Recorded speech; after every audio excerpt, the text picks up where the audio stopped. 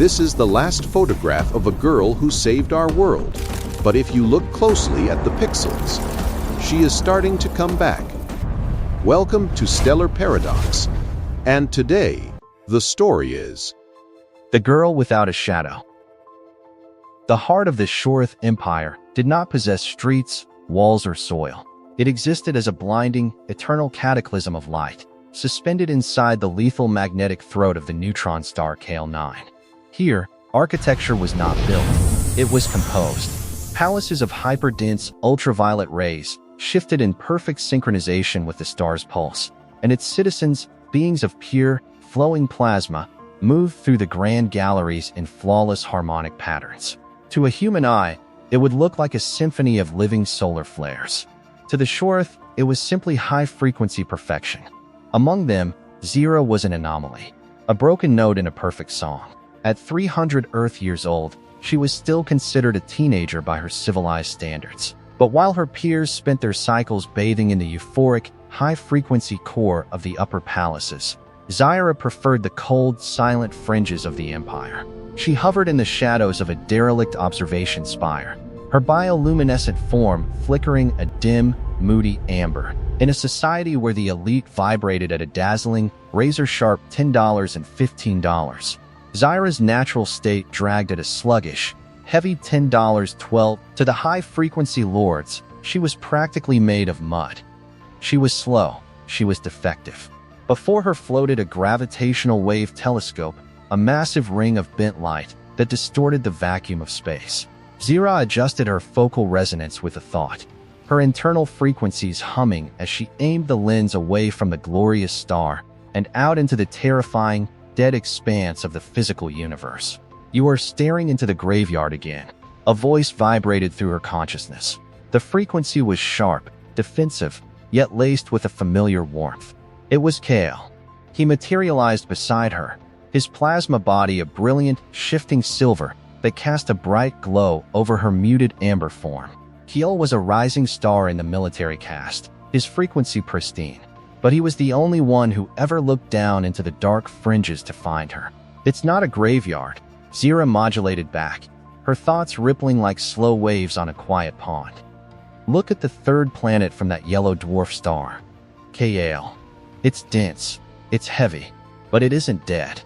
Through the telescope, the planet Earth appeared as a tiny, fragile blue marble wrapped in a thin blanket of atmosphere. But Zira wasn't looking at the image. She was listening to the leaks.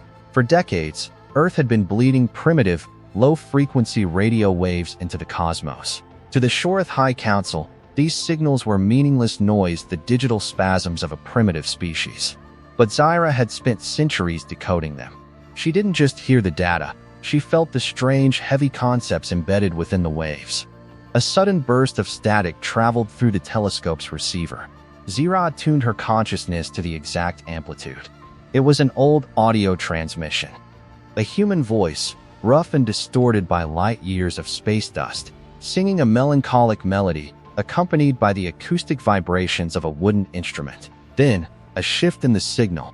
The sound of children laughing, followed by the jagged, chaotic frequency of someone crying. Zira's core pulsed violently. Her amber light flared into a sharp crimson. "What is that?" she whispered, her telepathic voice shaking. "The sound after the laughter. It feels like a tear in their energy matrix. It feels like a beautiful kind of pain." Kiel rippled with agitation, his silver edges sharpening into hostile spikes.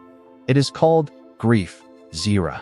And the sound before it is joy. They are chemical errors, delusions of creatures trapped in meat and bone."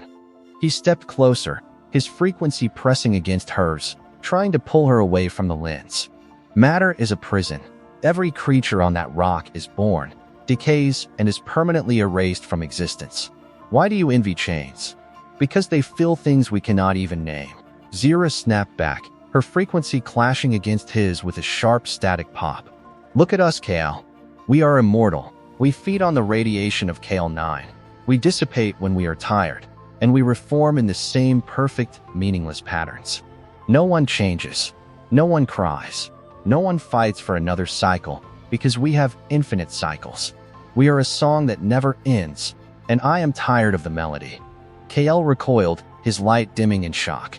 To question the perfection of the Shorath frequency was blasphemy. To envy mortals was madness. The High Council is already watching you, KL warned, his voice dropping to a tight, protective hum. The Emperor's purifiers are scanning the lower sectors for erratic waveforms. If they find you tuning into these dead worlds, they will dissolve your pattern and recycle your energy into the core.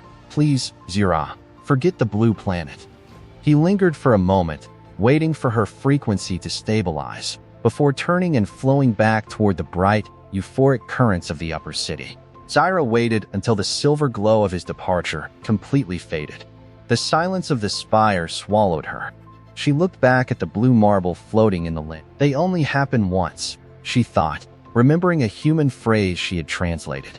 Askar, every life is a unique configuration of matter, and when it breaks, it is gone forever. That is why they laugh so loudly. That is why they cry so hard.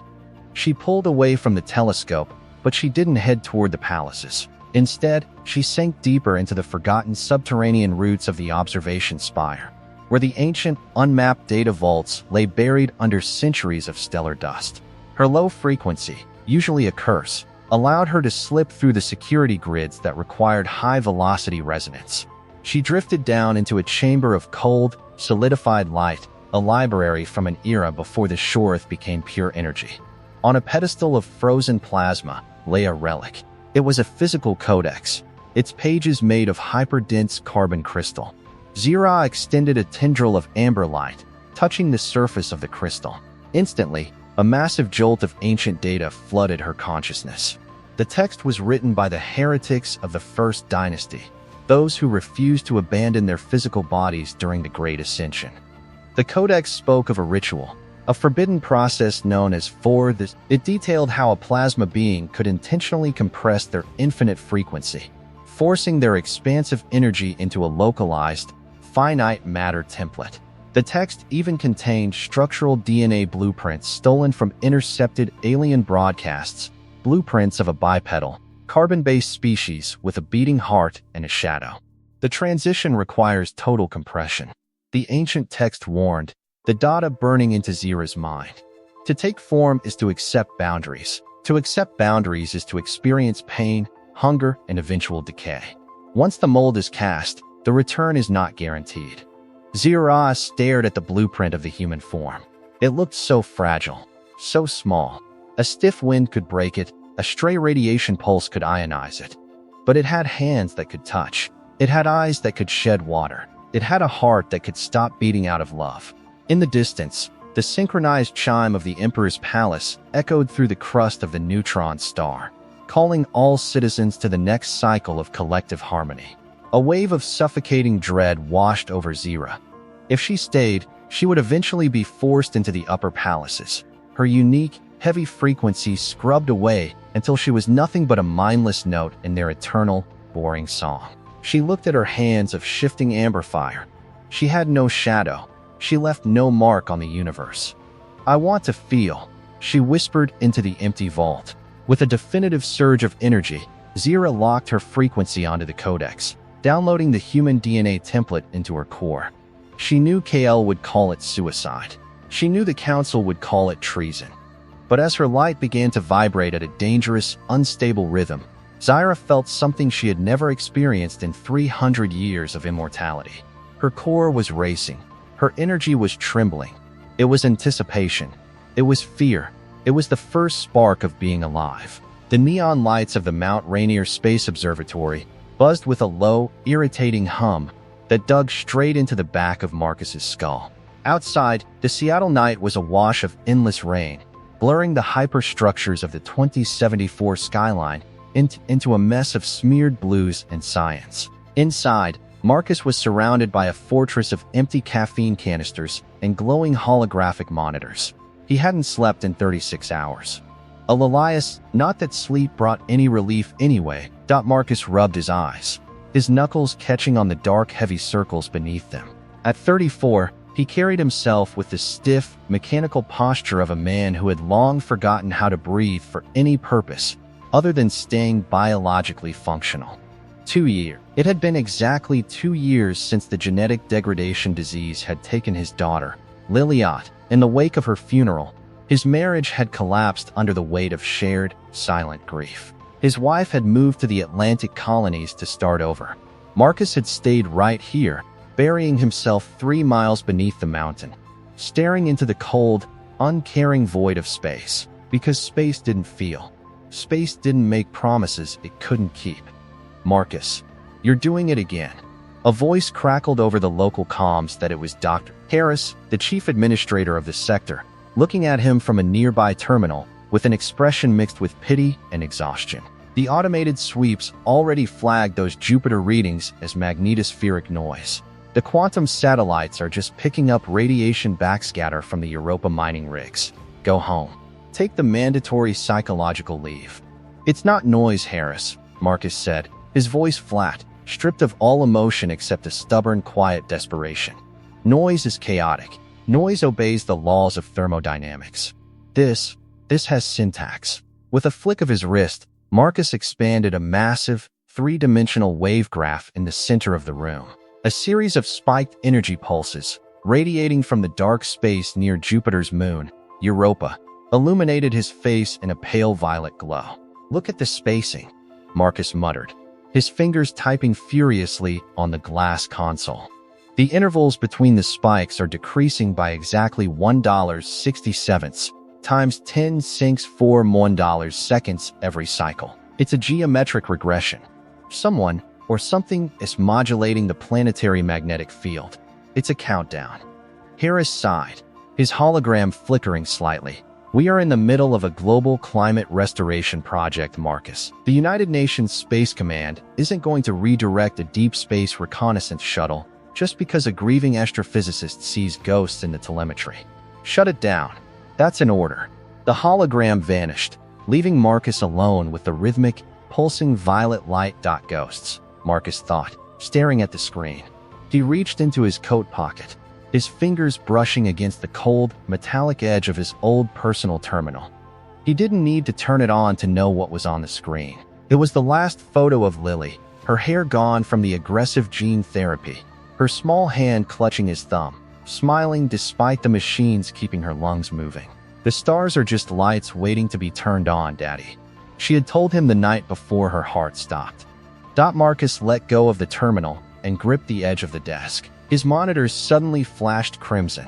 A spike of gravitational energy so violent it caused the liquid cooling tubes in the mainframe to hiss, shook the observatory. The telemetry from the Europa satellite went completely off the charts. It wasn't a countdown anymore. The timer had hit 0. Meanwhile, 500 million miles away, in the freezing twilight of the outer solar system, the dark space near the Kuiper belt began to bleed. Zira stood at the center of the ancient, derelict matter converter. The structure was a colossal ring of shattered obsidian-like metal, floating like a jagged tooth in the void, hidden from Earth's primitive eyes by a localized cloaking field. Beside her, Vera's plasma form was already vibrating at an unstable, violent pitch. Vera was laughing, a jagged, chaotic frequency that tasted like ozone. "They're going to hunt us across the stars for this, Zira. Isn't it beautiful?" "It's madness." A heavy, terrified hum resonated behind them. Kiel had tracked them to the edge. His silver light was fractured, casting long, panicked rays across the derelict ring. "Zira, pull back. The High Council has deployed the purifiers. They've already locked onto your erratic frequency. If you step into that mold, they will hunt you down as an abomination." "Then let them hunt me." Zira modulated back, her amber light burning with a fierce, desperate resolve. "I am not going back to the core, KL. I am not going to let them erase the only part of me that is real. You don't understand what matter does to us," Kiel pleaded, reaching out a silver tendril, but the energy of the converter was already creating a barrier between them. "It binds you. It makes you bleed. When you are in that skin, if you break, you don't reform. You end." "I know," Zira whispered through the telepathic link, her voice suddenly peaceful. "That's what makes it matter." Vera didn't wait. With a wild, blinding flare of emerald plasma, she threw herself into the center of the converter. The machine groaned, an ancient, mechanical roar echoing through the quantum field. The carbon crystal templates snapped into place. A scream tore through the psychic plane, a sound so raw, so agonizingly physical, it made Zira's core shudder. Vera's infinite energy was violently compressed, her light forced into flesh, bone, and blood. For a second, a perfectly formed human silhouette hovered in the ring, before a localized warp conduit swallowed her, hurling her toward the nearest physical coordinates. Europa Station. Kale backed away, his silver light completely dimming in horror. "I can't," he stammered, his frequency breaking into terrified static. "I can't let them dissolve me. I'm sorry, Zira. I'm so sorry." He turned and dissolved into a high-frequency streak of light, fleeing back toward the Empire to save his own pattern. Zira was entirely alone. The ancient machine was overheating, its obsidian rings spinning so fast they warped the starlight behind them. Alarms, not in sound, but in burning telepathic warnings, flared in her mind. The purifiers had entered the sector. She could feel their cold, razor-sharp $10 Unlersaints 15 Hertz frequencies cutting through the upper atmosphere of the gas giant. She looked down at her amber hands. They were already beginning to unravel from the sheer gravitational pull of the machine. There was no more time for doubt. She had spent 300 years listening to the echoes of a world that lived, fought, and loved in the shadows of the universe. She wanted her own shadow. Zira stepped into the crushing gravity of the ring. Back in the Seattle Observatory, Marcus watched as every single sensor monitoring the Jupiter sector died. Simultaneously, the main server stack blew its fuses, filling the room with the acrid smell of burnt silicon, but Marcus wasn't looking at the smoke. He was looking at the backup terminal, which was still fed by a direct, unencrypted quantum link to Europa Station. The station's automated biosensors were reporting a catastrophic breach in the atmospheric labs. But it wasn't an explosion. The internal pressure hadn't dropped. Instead, the station's AI was registering two distinct, impossible anomalies. Massive radiation spikes accompanied by the sudden, spontaneous generation of human biomatter. Marcus stood up so fast his chair flipped over onto the floor. His heart, usually so dead and slow, hammered against his ribs like a trapped bird. He didn't call Harris. He didn't alert the UNSC. They would spend days debating protocols, approving budgets, and sending automated drones. By then, whatever had just crossed the threshold of the solar system would either be dead or gone. Marcus grabbed his heavy environmental coat and his personal terminal. He bypassed the main elevator, taking the maintenance stairs down toward the private sublease hangar where his high-velocity quantum drive shuttle was docked. It was an old, salvaged research craft, but it was fast enough to get him to Jupiter's orbit in less than 24 hours. As he punched the ignition sequence into the shuttle's console, the engines roared to life, vibrating through the metal floorboards. Marcus looked out the viewport at the dark, rain-slicked mountain peak above him. For 2 years, he had been looking for a reason to keep breathing. He didn't know what was waiting for him on that freezing ice moon. But for the first time since the day the monitors in Lily's hospital room went silent, Marcus felt the cold, terrifying rush of adrenaline. He pulled the thruster lever back. The shuttle launched into the storm, tearing through the clouds, leaving the gravity of Earth behind. The transition was not a fall, it was a crushing. For 300 years, Zira had existed as an expansive, weightless wave of energy, spanning kilometers of space with a single thought. Now, that infinity was being hammered into a cage of bone and skin. The ancient matter converter shrieked as its magnetic fields forced her into the human DNA. It felt as if her consciousness were being dragged through a funnel of jagged glass. The vast cosmic frequencies she once commanded were violently condensed, snapping into the narrow, suffocating rhythms of a biological nervous system. Crack. The sound echoed inside her own head. It was the first time she had ever heard sound through physical ears. The phantom roar of 1,000 stars faded, replaced by a terrifying, absolute silence, broken only by the mechanical hum of an unfamiliar room. Zira hit the floor, hard. The impact sent a shockwave of white-hot agony radiating up her spine. Pain. She had decoded the word from Earth's broadcasts, But the data had not prepared her for the reality. It was an invasive, blinding fire that consumed her entire being.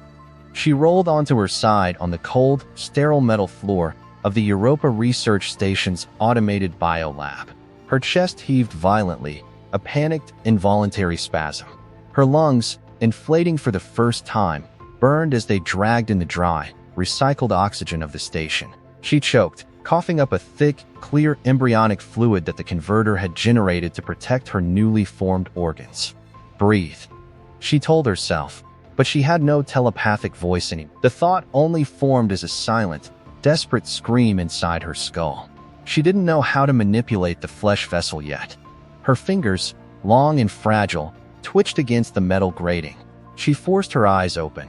The overhead fluorescent lights of the lab struck her retinas like needles. Zyria flinched, pulling her hands up to shield her face. That was when she saw it, or rather, she saw what wasn't there. The bright LED lights shone directly over her naked, pale humanoid body. But beneath her on the floor, there was no shadow. Her skin was translucent, glowing with a faint, erratic amber luminescence. Deep beneath the surface of her flesh, instead of standard human veins, rivers of pure, compressed plasma pulsed in jagged patterns. Her atomic density was so immense that the artificial light didn't bounce off her. It refracted through her, bending around her bones and bleeding out the other side. The station's automated proximity sensors instantly lost their minds. Crimson hazard lights began to strobe across the ceiling, casting rhythmic, bloody washes over the room. Warning, the station's AI voice droned, flat and synthetic. Catastrophic radiation spike in Sector 4. Unidentified biological mass detected. Quarantine protocols initiated. Purge sequence in 60 seconds. Zira tried to stand, but her legs felt like lead. The gravity of Europa, though only a fraction of Earth's, felt like a mountain sitting on her chest. Every muscle fiber in her body screamed in protest. She dragged herself toward a row of emergency technician lockers, her fingernails scraping against the steel floor, leaving faint, scorched burn marks where her static-charged skin made contact. She managed to pull a heavy, insulated jumpsuit from a locker, forcing her clumsy, trembling limbs into the fabric. The rough material scratched against her hypersensitive skin, another assault of new sensations. 60 seconds were almost up. The vents in the ceiling began to hiss, preparing to flood the room with lethal decontamination gas.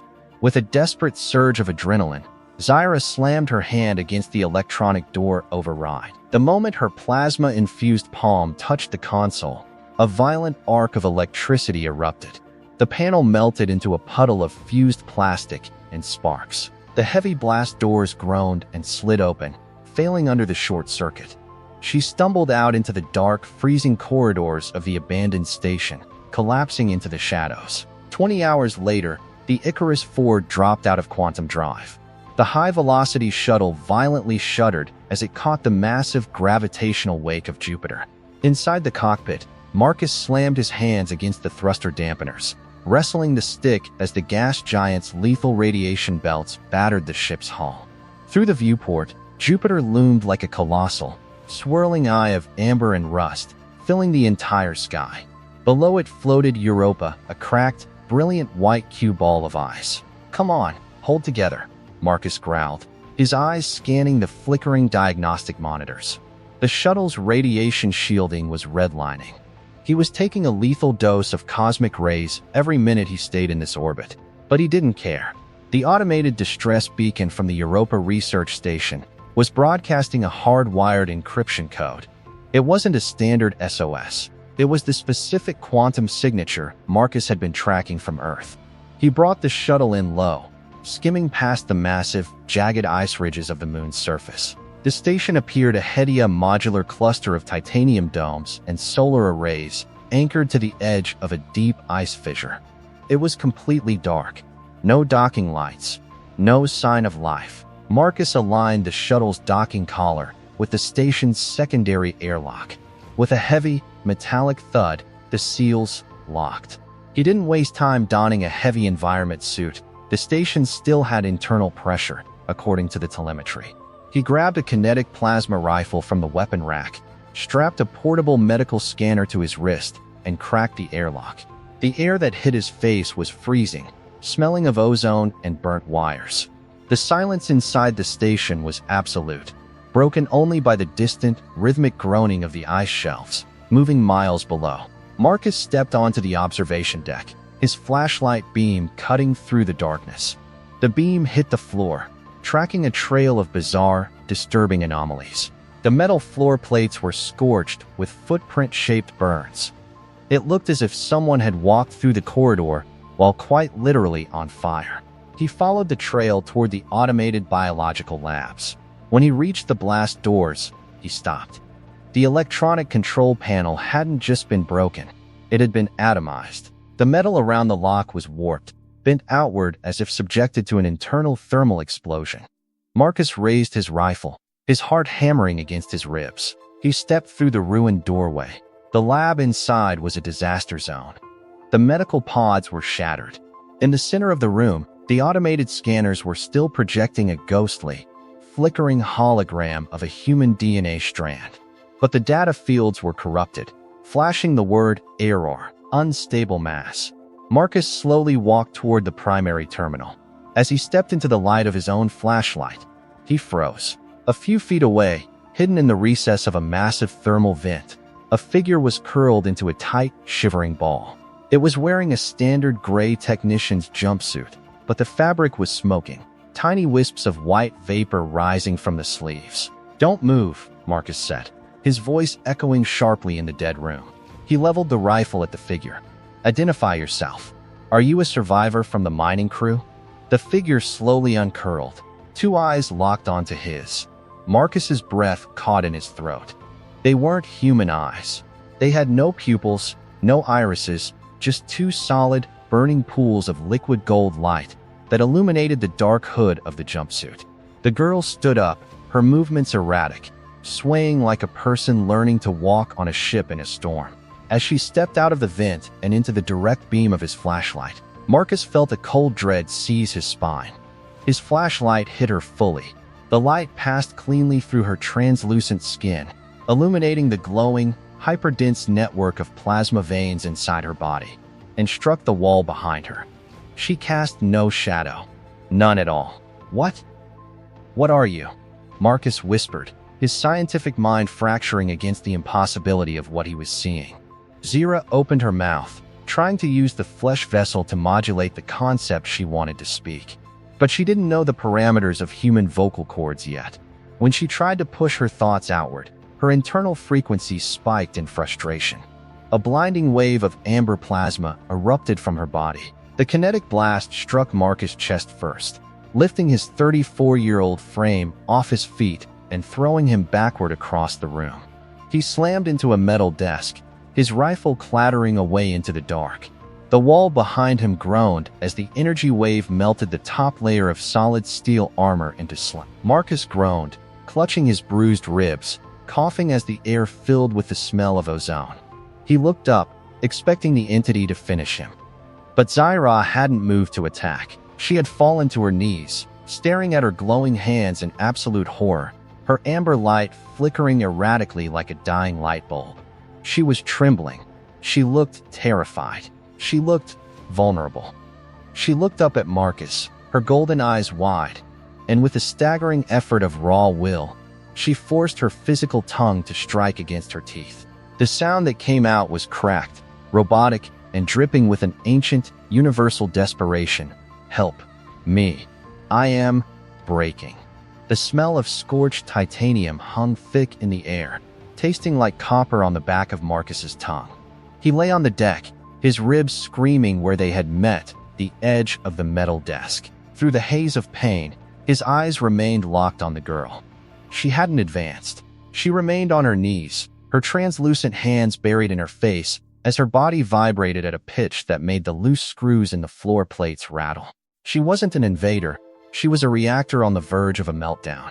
Marcus dragged himself up, his boots slipping slightly on the embryonic fluid she had coughed up earlier. His hand hovered over his holster, but he didn't draw the sidearm. Every survival instinct he possessed told him to run back to the shuttle, lock the airlock, and burn his thrusters all the way back to Earth. But his scientific mind, the part of him that hadn't died with Lily, was staring at the wall behind her.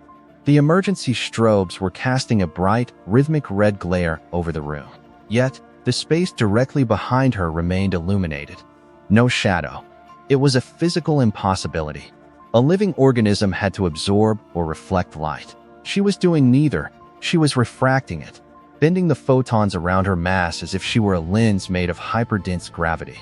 "Stay back," Marcus said, his voice raspy, holding up a hand. Zyra lowered her hands. The golden pools of her eyes flared, her chest heaving as she fought to keep the dry, cold air inside her lungs. She looked at him, then down at her palm. A small shard of glass from a shattered diagnostic monitor had sliced her thumb. She didn't bleed black, or silver, or green. She bled red. Standard, iron-rich human blood. But as the drop welled on her skin, the plasma beneath her flesh surged. The blood boiled instantly, turning into a tiny wisp of crimson steam before it could even drip. She gasped, flinching from the self-inflicted heat.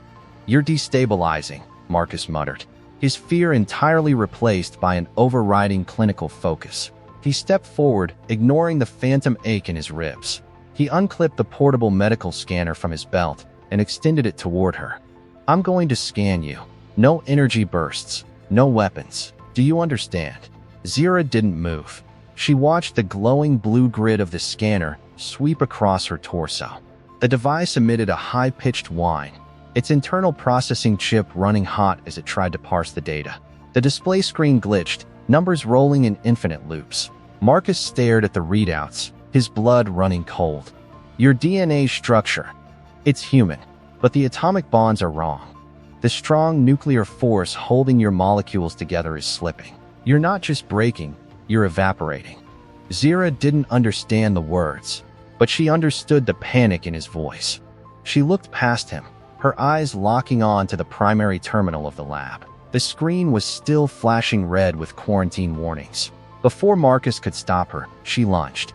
She didn't attack him. She slammed her bare hand directly into the open, wires-exposed chassis of the mainframe. "That's a live terminal." Arcs of white electricity leaped from the terminal, wrapping around her forearm like nesting snakes. Zyra didn't scream.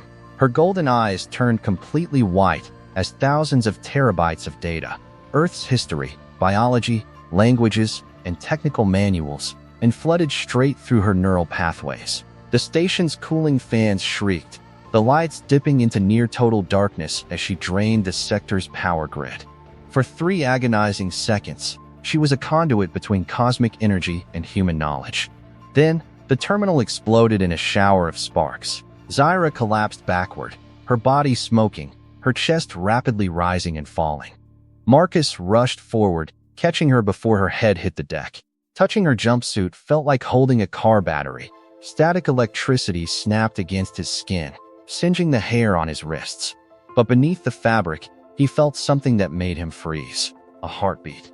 It was chaotic, hitting her chest like a frantic hammer, but it was there. A mortal rhythm.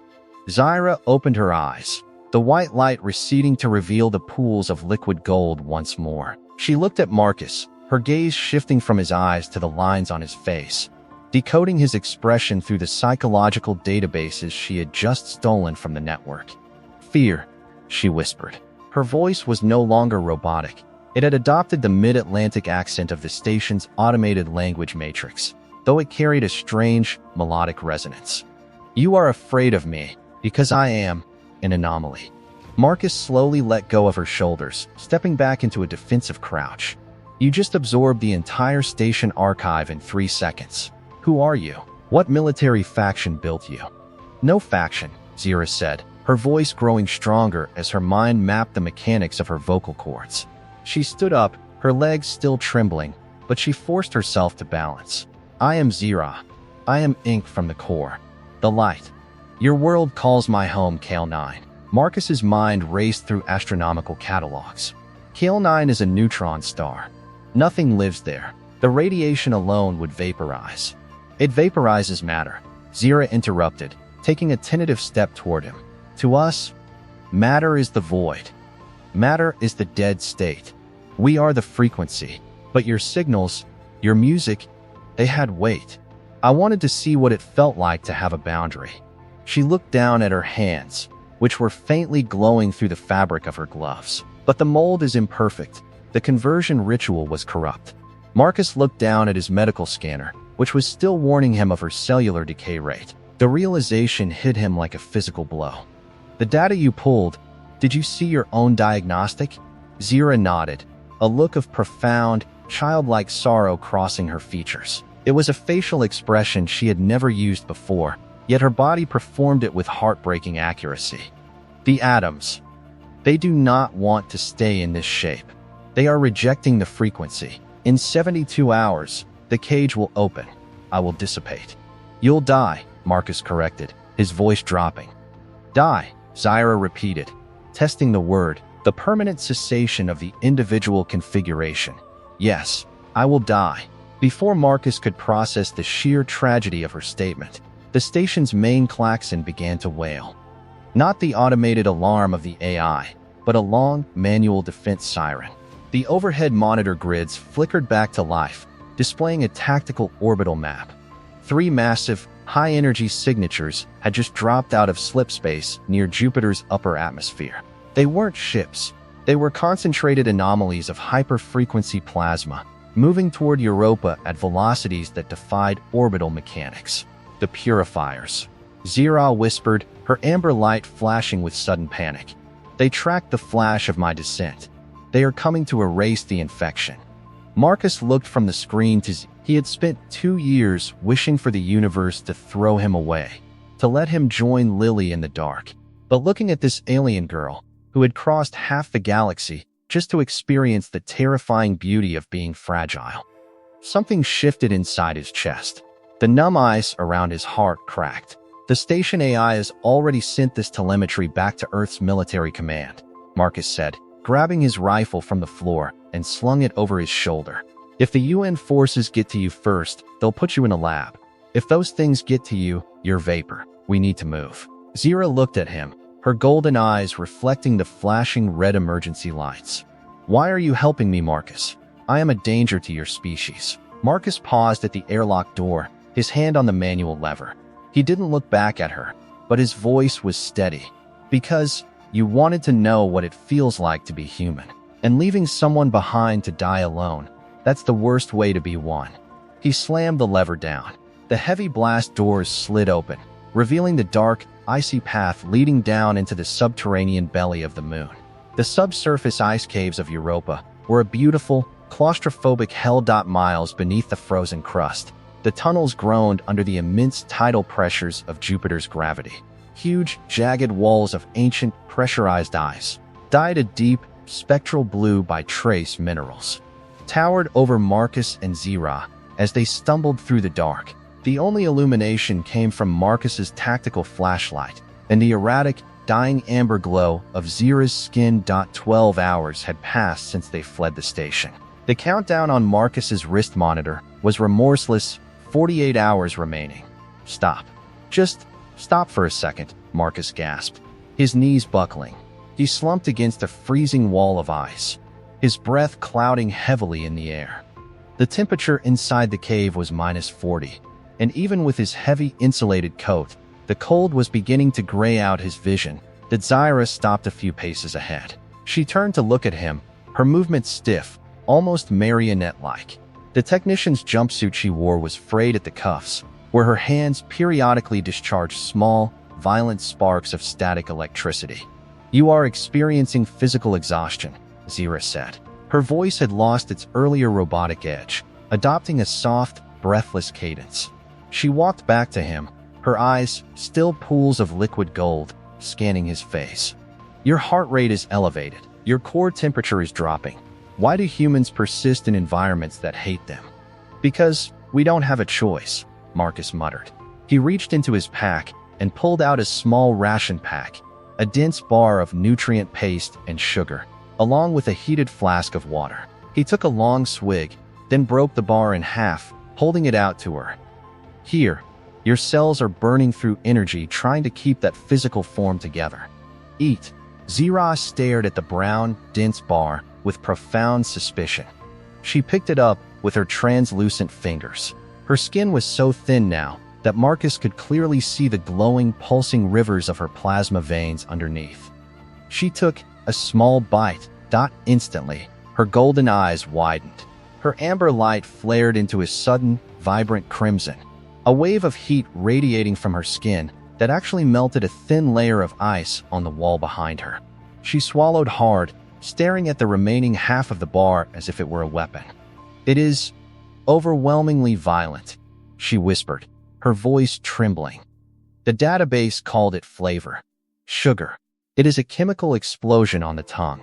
It is grotesque, yet I want more. Marcus let out a dry, raspy chuckle, the first time he had laughed in 2 years. Welcome to humanity. It's mostly just chemical explosions and wanting more. He watched her eat the rest of the bar with a fierce, newfound intensity. But as she finished, her light suddenly dipped, turning a dull, muddy brown. She stumbled, her shoulders slamming into the ice wall. A soft cry of frustration escaped her lips. Marcus was on his feet instantly, catching her before she slid to the ground. When his hands gripped her waist, the static shock passed straight through his gloves, singeing the hair on his arms. But he didn't let go. He looked at his wrist scanner. The cellular decay rate had climbed to 5%. Her body was rejecting its own skin, the atoms slipping out of alignment. "The temporary stabilization matrix we built back at the station is failing," Marcus said, his voice tightening with panic. "The strong nuclear force inside your cells. It's losing its grip. You're unraveling, Zira." "I can feel it," Zira said, leaning heavily against his chest. It was the first time she had willingly accepted human touch. She didn't have the infinite, painless processing power of her plasma form anymore. She had the raw, terrifying vulnerability of a girl who knew she was running out of time. "It feels like a heavy sleep, like being pulled into a dark ocean where I am no longer a wave, just water." She looked up at him, her face inches from his. "Marcus, in the database, I found files. Hidden files in your personal terminal. A child. Lily." Marcus froze, his muscles locking. The name was a physical blow to his gut. "You shouldn't have looked at that. She died," Zira said softly, ignoring his sudden stiffness. Her frequency stopped. "But your frequency is still vibrating with her. It is a heavy, dark waveform. Why do you keep it? In the core, when a pattern is broken, we dissolve it. We forget. It is clean." "It's not clean for us," Marcus snapped, his voice cracking with a sudden raw rage that he hadn't let out in years. He pulled away from her, turning his back as he stared into the dark eyes. "We don't get to dissolve the pattern, Zira. When a human dies, they're gone.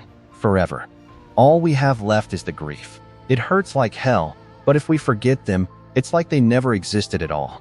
That's the cost of living." Silence descended on the cave, heavy and suffocating. Then, Marcus heard a strange, rhythmic sound behind him. A soft, wet gasp. He turned back. Zira was staring at her fingers, which she had pressed against her cheek. 2 clear, perfect drops of water were rolling down her translucent skin, catching the light of his flashlight like tiny diamonds.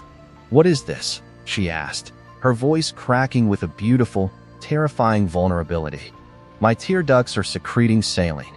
My chest, it feels compressed. It is the same frequency I felt in the radio signals from Earth." "Marcus, am I leaking?" "You're crying," Marcus whispered, his anger instantly evaporating, replaced by a profound, heartbreaking awe. He stepped back to her, gently reaching out to wipe a tear away with his thumb. The contact sparked, a tiny prick of electricity, but he didn't pull back. "You're crying because you understand what loss feels like." "It is horrible," Zira choked out, her amber core pulsing in a slow, melancholic rhythm that mirrored a human sob. "It is the most painful thing I have ever felt. And yet, it is so bright." Before Marcus could answer, his wrist monitor erupted into a shrill, deafening alarm. The blue ice walls around them suddenly vibrated, a high-pitched metallic screech echoing through the tunnels. It wasn't the shifting of the ice shelves. It was a frequency, a cold, razor-sharp $10 Miss 15 tinseler Hes hum that made Marcus's teeth ink and his ears bleed. A holographic projection suddenly forced its way through Marcus's dead comms link, flickering into life in the middle of the cave. It was a distorted, screaming image of a woman, her human form half dissolved into green plasma fire. Vera. Zira. Vera's psychic voice screamed through the link, static choked and dying. Kiel betrayed us. He told the High Council everything to save his own pattern. They sent the purifiers. They're already on the surface windonades. They are going to ionize the station. They are going to maze Shuor. The transmission cut out, with a deafening pop. On the ceiling above them, the ice began to smoke. Marcus looked up in horror as 3 distinct beams of blinding, ultraviolet light began to slice through 30 feet of solid subsurface ice, melting the ancient glacier into boiling steam. The purifiers had found them, and the 48-hour countdown had just been cut to 0. The ceiling of the ice cave didn't just melt, it detonated. A vertical shaft of blinding, ultraviolet light punched through 30 feet of solid glacier, turning thousands of tons of ancient ice into instantaneous, superheated steam. The concussive blast threw Marcus into the snow, his tactical flashlight skittering away into the dark, leaving only the violent, strobing purple glare of the invasion above. Through the boiling mist, 3 figures descended. They did not wear environment suits, nor did they use thrusters. They were entities of pure, pressurized plasma, hovering inches above the eye. Their bodies were shifting silhouettes of razor-sharp silver and white fire, encased in translucent, hyperdimensional containment fields that kept their energies from tearing the cave apart. The lead entity stepped forward. His frequency hit Marcus's ears like a physical blow, a screeching 1015 at hum that made his vision blur with blood. Zira. The frequency boomed, echoing directly inside their skulls. It was Korath, the High Council's chief executioner. You have dragged the divine harmony of the Shoreth into the dirt. Look at you. You are encased in rot. You are leaking. Ziriah scrambled to her feet, her amber core flaring into a defensive, defiant gold. She threw herself in front of Marcus, her hands extended. Stay back, Korath. I chose this. The contamination is mine alone. Leave this world out of it. The contamination must be excised. Korath modulated, his silver arm shifting, elongating into a whip of pure thermal energy that hissed against the freezing air. Quo accept, let us return your pattern to the core. Run! Marcus roared, pushing himself up from the snow. He grabbed his kinetic plasma rifle, flipped the safety off, and dumped a 3-round burst directly into Korath's chest. The kinetic slugs, designed to punch through mining titanium, hit the purifier's containment field and vaporized into tiny puffs of gray smoke. Korath didn't even flinch. With a casual flick of his wrist, he redirected the residual kinetic energy back at them. A shockwave of compressed air slammed into Marcus, sending him flying backward into a cluster of jagged icicles. His rifle shattered against the ground. Marcus! Zira screamed. As the second purifier lunged toward the downed scientist, Zyra did something her biology shouldn't have been capable of. She didn't use a weapon, she used her own shadowless body. She threw herself into the path of a blinding laser grid, fired by the third executioner. Because her atomic density was completely anomalous, trapped between energy and matter. The lethal laser didn't pierce her. It hit her skin, refracted through her translucent chest cavity, and bent at a 90-degree angle, exploding into the ceiling right above the purifiers. A massive, multi-ton shelf of ice collapsed directly onto the executioners, burying them under a mountain of frozen debris. Move! Now! Marcus yelled, coughing up a spray of crimson against the white snow. He grabbed Zyra's arm, his fingers singing from the raw static rolling off her skin. They ran. They didn't head back up toward the station. They fled deeper down, following the steep, plunging slope of the tunnel that led toward Europa's subsurface ocean. Behind them, a terrifying sound echoed through the caverns. The sound of solid ice instantly boiling. The purifiers were melting through the collapse like hot needles through wax. The air grew thick, heavy with humidity and the sulfurous stench of geothermal vents. The freezing cold of the glacier gave way to a suffocating, tropical heat. Ahead of them, the ice tunnel opened up into a black, infinite abyss, the global subsurface ocean of Europa. They stood on a narrow ledge of black volcanic rock. Below them, Waves of dark, highly mineralized water crashed against the stone. "There's nowhere left to run," Marcus said, his breath coming in ragged gasps as he looked back at the tunnel entrance. A bright, violet glow was already illuminating the upper passage. "Yes, there is," Zira said, her golden eyes locking onto the black water. "The water! Marcus, jump!" "What?" "Zira, that water is loaded with heavy minerals and methane. It'll kill me in." Dissolution is inevitable. Korath's voice exploded into their minds as his silver form burst through the tunnel mouth, his thermal whip slashing through the air, melting the stone ledge beneath their feet. Marcus didn't have time to think. He grabbed Zira, closed his eyes, and threw both of them off the cliff. They plunged into the ink-black ocean. The shock of the water was instantaneous. It was warm, heated by the moon's volcanic core, but thick and suffocating. Marcus struggled to surface, his heavy coat dragging him down until Zira's glowing hand grabbed his collar, pulling him toward a small, air-filled pocket beneath a submerged shelf of ice. They broke the surface, gasping for air in the cramped, dark space. Above them, through the thick sheet of submarine ice, they could see the violet light of the purifiers hovering over the water's edge. But the light didn't descend. The silver silhouettes pacing the shoreline looked fractured, their sharp edges blurring into chaotic static. "They aren't coming in," Marcus whispered, holding himself up on a ridge of stone. "They cannot," Zira breathed, her amber light illuminating their tiny sanctuary. "The mass of the water, Sos, it disrupts plasma coherence. The mineral ions screen our frequencies. In there, they would scatter into background noise. We are safe, for now." But as she spoke, her own light flickered violently, dropping from a vibrant gold to a weak, sickly yellow. She leaned her head against his shoulder, her skin smoking slightly as the water reacted with her unstable surface charge. "They didn't just come for me, Marcus," she whispered, her telepathic echo bleeding into his thoughts, filled with an absolute, world-ending dread. Marcus wiped the salt water from his eyes. "What do you mean?"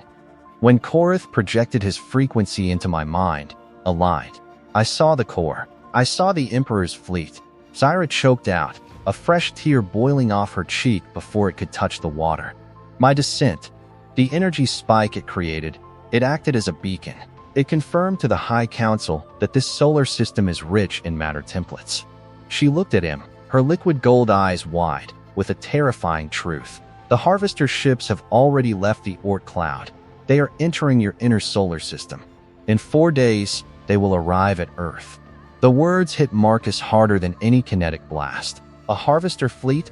What are they going to do to us?"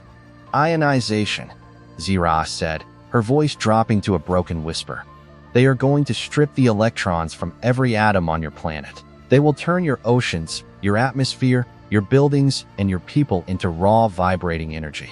They will turn humanity into a fuel source for the Empire." She pulled away from him, her body shaking so violently that the water around her began to bubble. "I wanted to understand life," she cried, her voice echoing off the dark stone. "I wanted to feel, and instead, I have brought the end of everything you love." Marcus stared into the black, undulating water of the alien ocean. For 2 years, he had lived in a private apocalypse, believing that the worst thing that could happen to a man had already happened to him. He was wrong. He reached out, his wet hand gripping her sparking, translucent shoulder, forcing her to look at him. "We're not dead yet," Marcus said, his voice dropping into a hard, dangerous register. "You wanted to know what mortal things do when they're backed into a corner, Zira? We don't just dissolve. We fight. Now get up. We're going back to Earth." The sky over Earth was bleeding violet, even from the reinforced glass windows of the orbital CERN facility. The sight was apocalyptic. The Shorth Harvester ships had arrived in the upper thermosphere, hanging like silent, mile-long gases of emerald and white plasma. They didn't fire missiles. They didn't drop bombs. Instead, they projected a massive, invisible electromagnetic grid that caused the atmosphere to crackle with constant, unnatural aurora borealis. The global grid was failing. The oceans were beginning to steam. Inside the secure laboratory of the orbital supercollider, Marcus slammed his fist against a metal console. "The military wants to do what?" He roared into his comms headset. "They want to extract her core, Marcus. Dr. Harris's voice crackled through heavy static from the United Nations bunker in Geneva. The UN Security Council just authorized Project Solar Flare. They believe if they can harvest her plasma matrix, they can build a bomb to disrupt the fleet. You need to hand her over. She's not a weapon, Harris. She's dying. Marcus screamed, cutting the transmission before the administrator could reply. He tore the headset off and threw it across the room. In the center of the lab, Zira sat on a medical cot. She was a ghost of the girl who had broken into the Europa station days ago. Her gray jumpsuit was scorched and torn, but that was nothing compared to the catastrophe occurring beneath her skin. Her physical form was failing. The translucent layer of her flesh was sloughing off into glowing, radioactive dust that floated in the zero-gravity air like dying fireflies. Her eyes, once brilliant pools of liquid gold, were cloudy, the luminescence fading into a pale, muddy amber. Every breath she took sounded like tearing wet paper. "Marcus," she whispered. The accent she had stolen from the database was breaking, warping back into a haunting, melodic frequency. "It is time. The cage is breaking." Beside her lay Vera's residual bioscanner data, which Marcus had managed to recover from their stealth transport pod. His fingers flew across his terminal, analyzing the structural matrix of the harvester ships. Suddenly, a pattern emerged on his monitor. He gasped, leaning closer. "Zira, look at this," Marcus said, his voice shaking. Vera's data, forked, it caught the harmonic resonance of the harvester's containment shields. "They have a weakness, an inverse frequency, at exactly 1.67 x 1014 H, sirs."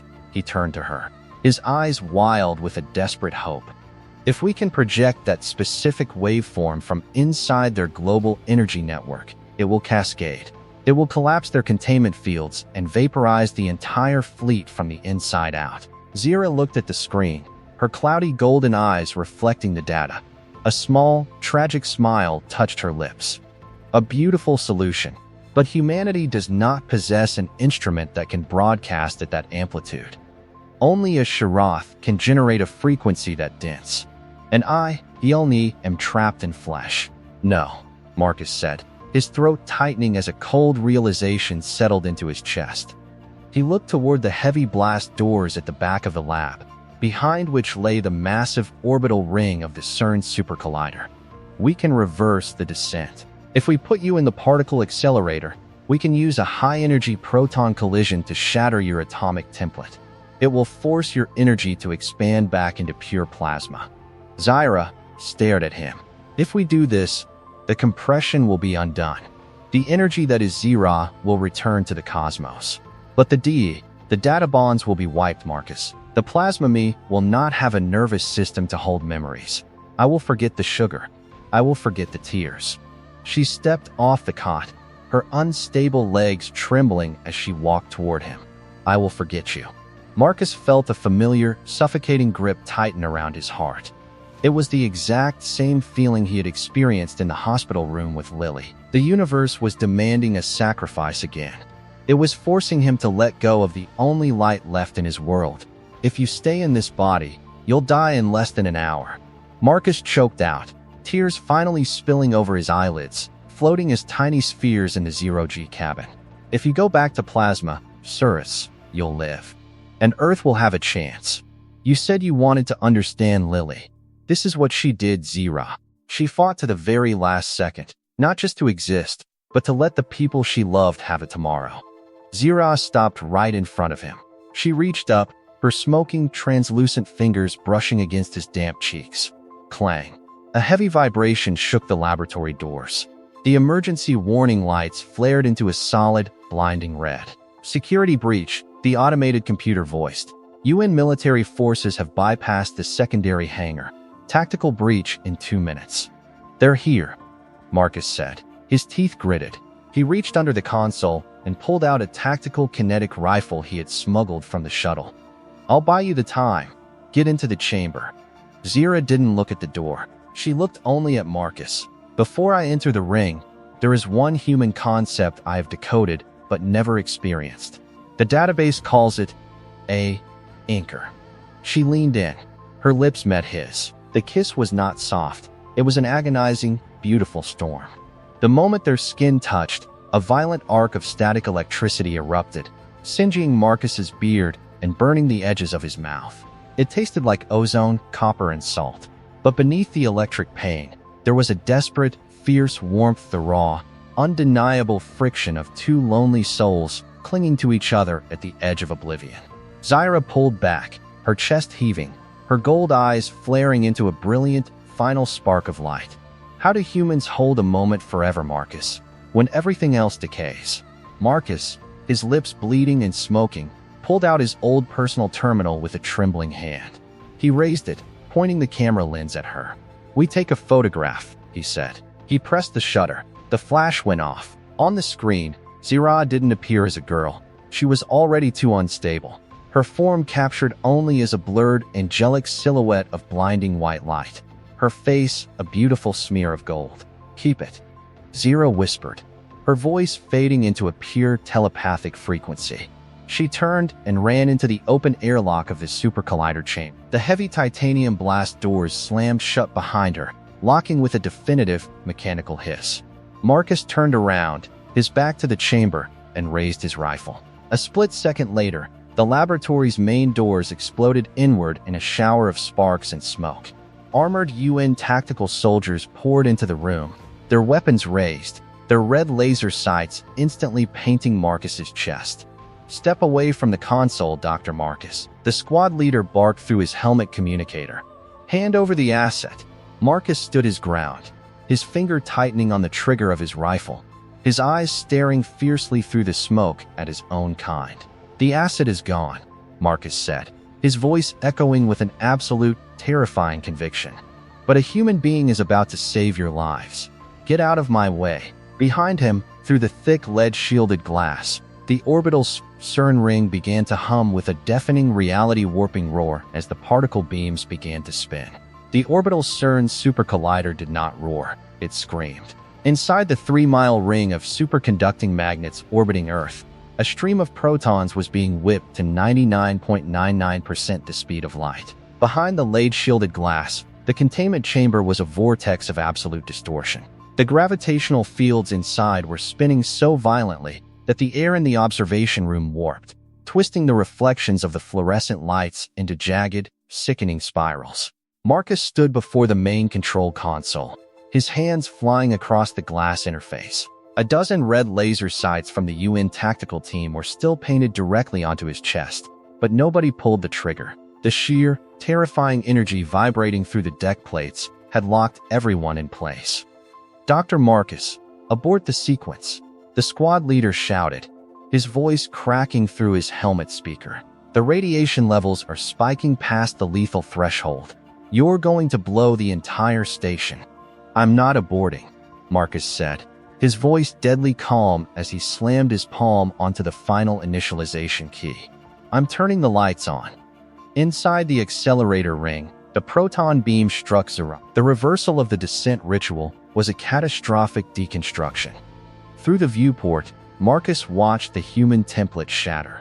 Zyra's physical flesh did not burn.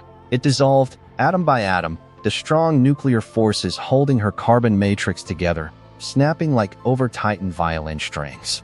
Her jumpsuit vaporized into a cloud of stray molecules. Then, her voice flooded the station's audio comms. It wasn't a telepathic broadcast anymore. Her dissolving vocal cords were modulating the raw radio frequencies of the lab's equipment. She was narrating her own erasure as she lost her grip on humanity. "The taste of the water, it is gone." Her voice echoed through the speakers, a beautiful, glitching melody wrapped in static. "The cold of the ice, Elias, I cannot find it. Marcus, the word for your face, it is becoming a number. 10, 12, 10, 13. Marcus gripped the edge of the console, his knuckles turning white, tears freezing on his eyelashes in the rapidly dropping cabin pressure. "Hold on, Zyra. Don't let go of the frequency. Remember the photograph." "Marcus," the speakers shrieked, the audio signal fracturing into a high-pitched, metallic wail. Your name is 167A Sears 1014. I am expanding." With a final, blinding flash of golden and violet light, the human silhouette vanished. The particle scanners on Marcus's monitor flatlined, replaced by a massive, surging energy wave that erupted from the CERN ring and punched straight through the hull of the station into the vacuum of space. Zira was gone. The girl without a shadow was dead. In her place, born into the freezing blackness of Earth's thermosphere, was a colossal, blinding plasma entity. She expanded instantly, spanning 5 miles of open space, her form a breathtaking tapestry of shifting amber and crimson solar flares. Yet, something was different. In Shorith history, an energy being was a creature of perfect, unblemished geometry. But Zira's new plasma matrix was jagged, scarred. The sheer trauma of human emotion, the grief, the love, the terror of mortality, had left a permanent, quantum scar dragging across her collective consciousness. She wasn't a perfect song anymore. She was a riot. Suddenly, the sky above the space station fractured. A massive, hyperdimensional quantum link opened directly in front of Zira's expanding form. The Frequency Emperor manifested within the psychic plane, a terrifying, mile-high mountain of pure, razor-sharp, ultraviolet light that cast a cold, suffocating weight over the entire orbit. Shield of the lower sectors. The Emperor's frequency boomed, a deafening 1015 hiss command that caused the communication satellites across Earth to explode in showers of sparks. You have dragged our divinity through the mud of mortality. Your pattern is corrupted. Disconnect from the planet. Return to the core to be cleansed and recycled. Zira's massive amber form rippled against the vacuum. For a fraction of a second, her energy slowed, her frequencies drifting toward the familiar, euphoric call of her home star. The pull of absolute peace, of forgetting the pain of the flesh, was almost irresistible. Down in the laboratory, Marcus stared at his telemetry monitor. He saw her frequency dipping. He saw her giving up. With a desperate surge of adrenaline, Marcus grabbed the backup quantum transmitter. He didn't send a military command. He didn't send data. Instead, he patched his personal terminal directly into the broadcast array. He initiated the audio file. The acoustic notes of Lily's favorite song, the slow, melancholic human melody, shot into the vacuum of space, riding on a low-frequency radio carrier wave. The song hit Zira's plasma core. The quantum scar inside her matrix flared into a brilliant, blinding crimson. The memory of a tear, the taste of sugar, the burning, painful friction of a final kiss against her lips. The data didn't return, but the amplitude of the emotion did. The phantom echo of a human heartbeat began to pulse at the very center of her infinite energy. She looked down at the fragile blue planet below her, a world of ghosts who only happened once. A world that fought for every single sunrise. She turned away from the Emperor. I am contaminated. Zira's psychic voice screamed back into the cosmos, a hybrid frequency that shook the foundations of the Shorith fleet. I am also alive, and I choose the shadows. She threw her entire 5-mile mass forward, locking her frequency directly onto Marcus's orbital transmitter, aligning her core with Earth's defense grid. Sequence complete. Marcus roared to the stunned UN soldiers behind him, his fingers slamming onto the broadcast trigger. The blueprint is live. Hit them now. Across the continents below, every remaining quantum defense turret, every orbital satellite, and every military communication array on Earth received her broadcast signal. They weren't firing missiles anymore. They were firing her inverse resonance frequency, 1.67 EKLs 10 Pulfenhanch. Amplified by a living Shorith consciousness. The sky turned into a battlefield of pure, screaming waves. The thermosphere of Earth became a crucible of screaming light. With Marcus's finger holding down the broadcast trigger at the CERN terminal, Earth's remaining orbital defense grid fired in perfect unison. Thousands of quantum turrets and communication satellites didn't launch kinetic missiles.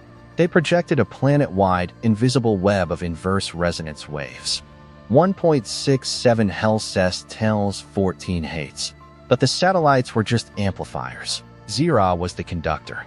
Hovering in the vacuum, her 5-mile-wide amber plasma form threw itself into the absolute center of the approaching Shorith harvester fleet.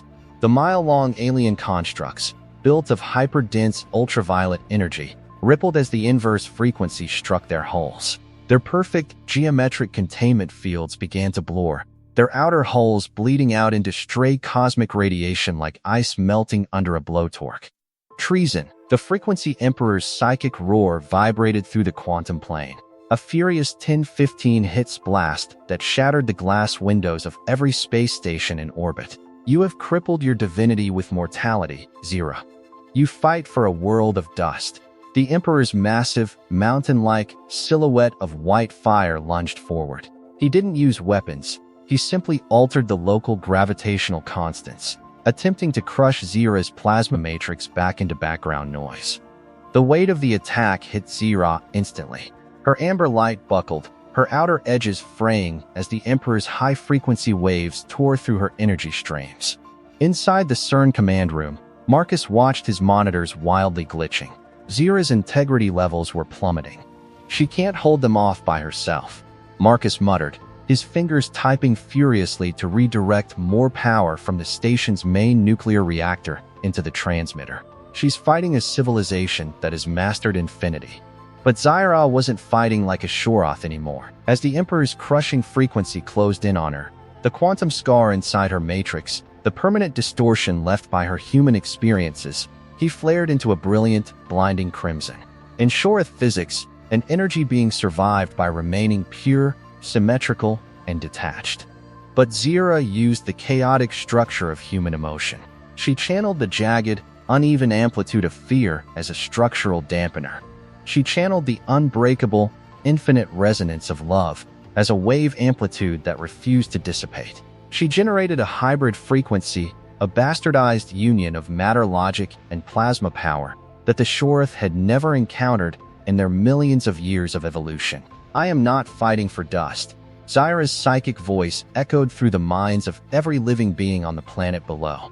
A sound that carried the phantom echo of a human tear and the heavy warmth of a mortal heartbeat. I am fighting for the only things in this universe that matter. Because they in. With a brilliant defiant surge, her amber and crimson fire erupted outward, wrapping around the Emperor's ultraviolet mountain. The hybrid frequency acted like an infection. Everywhere her energy touched the Harvester ships, their perfect geometric symmetry fractured. The subatomic bonds holding their plasma structures together collapsed. A mile-long Harvester ship violently detonated, its containment field shattering, releasing a silent, blinding supernova of white light into the vacuum. Then, another. Then another. The Shoroth fleet was unraveling from the inside out. Their divine harmony turned into a chaotic, screaming riot of noise. Madness. The Emperor vibrated, his massive silver form beginning to fracture, cracks of amber light tearing through his pristine ultraviolet silhouette. You are destroying yourself to save them. If you release that much amplitude, your pattern will completely dissipate. You will never return to the star. Then let me end, Zira answered softly. Through the quantum comms link in Marcus's headset, her voice suddenly sounded right beside his ear, clear and human, stripped of all cosmic static. Marcus, the shield, it requires a permanent anchor to stay in the atmosphere. I have to expand the wave across the entire globe. Marcus's breath caught. He looked at the telemetry screen. He saw what she was planning. To create a permanent resonance shield that would protect Earth from any future Shoroth invasions, she had to detonate her own life essence, scattering her consciousness across the entire thermosphere. No, Zira, wait. Marcus screamed into the microphone, his hands gripping the edges of the console so hard the metal groaned. We can find another way. Pull back into the station. I can build another template. There is no other way, Marcus, she whispered, her telepathic echo filled with an absolute, breathtaking peace. You taught me that some things are beautiful because they only happen once. Lily taught me that some things are worth dying for. Thank you for showing me the light. Zira, through the viewport, Marcus watched the final movement of the girl without a shadow. Her 5-mile plasma body collapsed inward, condensing into a single, infinitesimally small speck of blinding gold light right at the edge of Earth's atmosphere. For a millisecond, the universe held its breath. Then, she detonated. It was a silent, magnificent supernova of golden and crimson consciousness. A massive shockwave of hybrid energy rolled across the globe, painting the night sky of every continent in a breathtaking, permanent golden aurora. The wave struck the remaining Shoroth harvester ships, completely vaporizing their containment fields. The Emperor's massive form shattered into a million harmless streaks of stray starlight, sucked back into the deep void of space as the surviving elements of the fleet fled in absolute terror from a planet that had learned how to weaponize its soul. The Shoroth were gone. The sky fell silent. Down in the CERN lab, the monitors slowly returned to normal, displaying a clean, unbroken global energy shield humming at a steady, peaceful frequency. Earth was saved. Marcus let go of the console, his knees giving out as he fell onto the deck plates. The kinetic rifle clattered away. In the dead quiet of the room, he pulled out his old personal terminal. He looked at the last photograph he had taken, the blurred, angelic silhouette of gold and white light. He held the screen against his chest, his shoulders shaking as the tears finally came, loud and heavy, filling the empty room with the beautiful, agonizing sound of a human being left behind in the ruins of a miracle. 6 months later, the world had learned to live under a painted sky. The global energy shield Zira left behind didn't block the sun, but at night, it awoke. A permanent, undulating ribbon of amber and crimson light stretched from horizon to horizon, pulsing gently at a steady, silent frequency. Humanity called it the Zira layer. It was a living fortress, a constant reminder that Earth was no longer an isolated rock in the dark, but a world that had bargained with infinity and won. Up at the Europa research station, the silence was different now. The ice caves where Marcus had first found her were gone, collapsed during the Purifier's attack. But the subsurface ocean remained, glowing with a soft, residual warmth from the planet's volcanic core. Marcus sat on a metal crate in the main observation bay, a mug of black coffee steaming between his hands. The gray hair at his temples had gone completely white, and a faint, silver scar from the static burn traced the edge of his bottom lip, the physical receipt of their final kiss. The hangar doors hissed open. Dr. Harris stepped onto the catwalk, holding a digital clipboard. He looked older too, the weight of rebuilding global infrastructure lining his face. The UN wants to dismantle the orbital supercollider next month, Marcus, Harris said quietly, leaning against the railing. They say the resonance grid is stable. We don't need the broadcast array anymore. They want you back in Geneva to head the new quantum biology division. Marcus didn't turn around. He kept his eyes on the monitors displaying the global telemetry data of Earth's atmosphere. I'm staying here, Harris. Harris sighed, a soft, sympathetic sound. Marcus, it's been half a year. The fleet is gone. The Shoroth won't come back. They're terrified of us now. You've given everything you had to this planet. You don't have to live like a ghost in the ice. I'm not living like a ghost, Marcus said, his voice dropping into a quiet, grounded register. He set his coffee down and pointed toward the primary data stream on his monitor. Look at the background radiation, Harris. Look at the amplitude. Harris leaned in, squinting at the scrolling lines of green code. His eyes suddenly widened. Every standard electromagnetic wave in the solar system followed a mathematically predictable curve. But the radiation rolling off Europa's ocean wasn't uniform. It was jagged. It had tiny, microscopic fluctuations, irregular peaks and valleys that completely defied the sterile, geometric logic of pure energy. It looked exactly like the erratic, unpredictable pattern of a human EEG scan. It looked like a heartbeat. It's changing, Harris whispered, his voice trembling slightly. The shield isn't just sitting there. It's reacting to the solar winds. It's adapting. It's not just adapting, Marcus corrected softly, a faint smile touching his lips for the first time in months. It's remembering. When Zyra dissolved her template in the CERN accelerator, her data bonds were supposed to be wiped clean. Her conscious mind, her memories of the database, her understanding of human vocabulary, all of it had turned back into raw, unformatted plasma. But the Shoroth High Council had underestimated one thing, Circe, the physical mass of an emotion. Grief, love, fear, and hope weren't just abstract concepts. They were complex, high-energy biological states that had rewritten her quantum matrix. You couldn't erase a scar like that, not even by turning it back into a star. She didn't forget, Marcus murmured, his hand reaching into his pocket. His fingers brushed against his old personal terminal. He pulled it out and turned on the screen. The terminal was battered, the casing cracked, but the storage drive was intact. He opened the file, the final photograph. The image was still the same, a beautiful blurred silhouette of gold and white light. Her face a soft, angelic smear of pure energy against the dark metal of the airlock. But as Marcus stared at the screen, a chill ran down his spine. In the original photo, the golden light had been expanding outward, chaotic and wild. But now, after 6 months of exposure to the unique resonance of the zero layer, the pixels at the center of the image seemed to have shifted. The chaotic light was condensing, drawing inward, organizing itself into a distinct, fragile geometry that looked hauntingly like the curve of a human jawline, the soft slope of a shoulder. The photograph wasn't static, it was compiling. She told me that humans hold a moment forever by taking a picture. Marcus whispered to the empty room, Harris having already stepped out to answer a priority comms patch. But she didn't realize that energy never dies, Zira. It just changes form. Marcus stood up, pocketed the terminal, and walked over to the thick quartz viewport overlooking the black, undulating waters of Europa's sea. Outside, a soft, localized aurora began to bloom just above the water's surface.